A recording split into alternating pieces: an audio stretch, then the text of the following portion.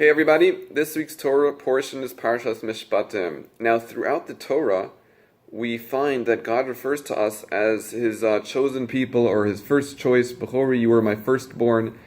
And what's interesting is that it's actually not chronologically true.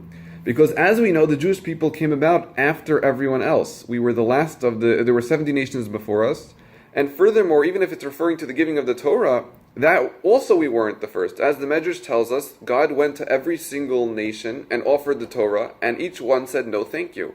It was only after all that happened that God came to the Jewish people, and they pronounced the famous words in this week's Torah portion, which were, Na'aseh v'nishma. We will do and we will hear. Meaning, we're in. And you have to ask yourself, why is it that we are called the first choice when in fact we were literally the last choice? We were the last option. Everyone else said no, and we were basically the one group of people that said, all right, we'll take it. So why is it that in the Torah we're referred to the first choice when in fact we were literally the last option? And to understand this, we have to really focus in on the words that we said to God when He offered us the Torah. You see, when everyone else was offered in the Torah, what they did was they said, what's in it? God explained it to them, and they said, listen, we have to be honest. We can't commit to something like that. That's too complicated for us, and we don't think we're going to be able to do it. So while we would love to take your Torah, we have to be honest and say that we really don't think we can commit to such a high moral standard.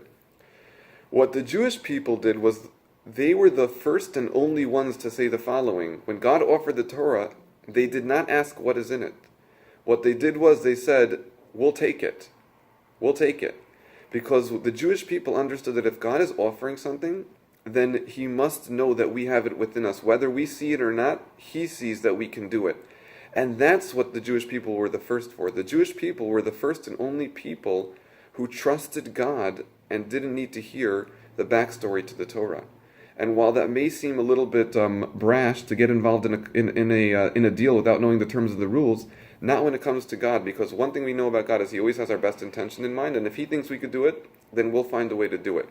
And that's really why it is that we're referred to as the firstborn or the first people, because we were the first ones to say we're in no matter what the terms of the conditions, because we trust God and we understand that He has our best intention in mind. On behalf of Makarav, Shabbat Shalom.